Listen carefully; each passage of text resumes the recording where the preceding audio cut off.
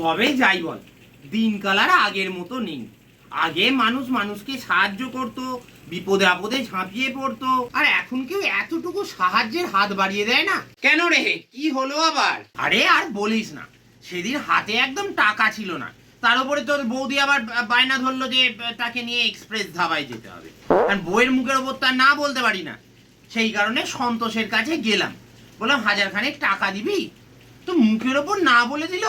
আমাকে বললো কবে নাকি আমি ওর থেকে 5 টাকা ধার নিয়েছিলাম, তারপরে আর দিতে পারিনি, সেই কারণে ও আমাকে দেবে না। তুই বল, সে বছর খানেক আগে কবে একবার 500 টাকা ধার নিয়েছিলাম, সেটা আর মনে থাকে? কিন্তু ওর মেন্টালিটিটা দেখ, ওইটাই ধরে বসে আছে। এরা নাকি বন্ধু, আমি হলে তো এরকম করতেই পারতাম না। সে তো বটেই, তুই যে খুবই উদার তা তো আমরা জানি।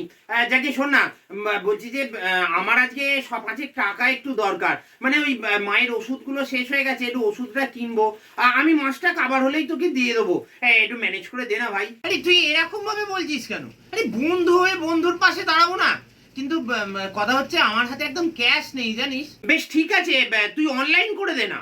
না মানে আমার ওই এটিএম কার্ডটাও না ইনভ্যালিড দেখাচ্ছে, বুঝলি? তুই একটা কাজ কর না, তুই অন্য কারোর থেকে একটু চেয়ে নে না।